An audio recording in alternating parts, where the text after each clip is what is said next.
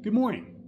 I want to continue the celebration of the U.S. Army and the U.S. Army's ability to improve itself and make itself better than any other fighting force out there in the world. The U.S. Army has been on the forefront of ingenuity and producing either systems or processes that really led the way for the entire world. And the place I want to start is with the U.S. Army Artillery. U.S. Army Artillery in the 1930s was absolutely ingenious in coming up with a whole system that is used now by everybody, but had never been used before. The thought of making this happen had been discussed or considered, but in no way was any other nation or its military able to come up with a system as good as the U.S. Army's. U.S. Army developed a system with a forward observer, a fire direction center, which was the brain, and the gun line being all tied together that brought the artillery to bear on a single target, as opposed to how it had been before, where a battery was assigned to an infantry unit, and then that infantry unit talked to that battery and that battery alone, and getting other batteries from the artillery to support a different infantry unit just was not possible. And the U.S. Army fixed all of that in the 1930s. There were two majors at Fort Sill, Oklahoma in the 1930s that came together with an ingenious idea. Major Carlos Brewer and Major Orlando Ward were the two instigators of a phenomenal system. Major Carlos Brewer first initiated the idea. He had survived World War I and seen how artillery had been fired, and yet the infantry was able to survive it and able to continue the fight.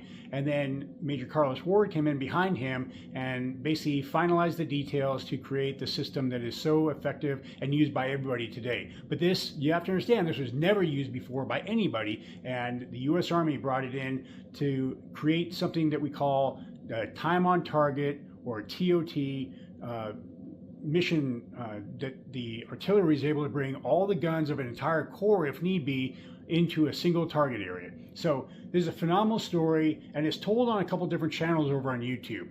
The channels, and I want to give them credit, are World War II Chronicles, World War II Savage, World War II Memoirs, Tactical Frame, and also the Blueprint Vault, and if I didn't say it already, World War II Stories. So these different channels on YouTube have come together to really do a deep dive in all sorts of things that happened during World War II and how the U.S.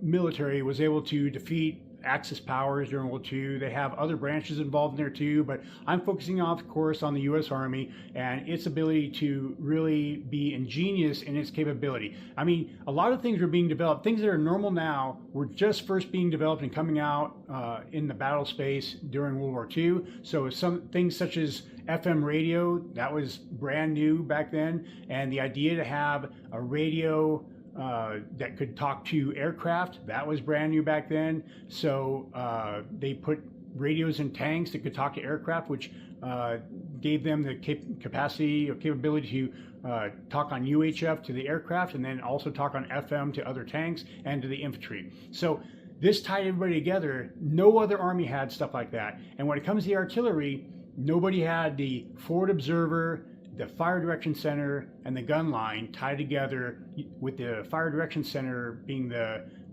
brain for the whole system. So I want you to celebrate with me how these videos really show the capability of the U.S. Army. Understand that these videos, I call them videos, they are videos, they're on YouTube, but really they're a narrator talking about this story.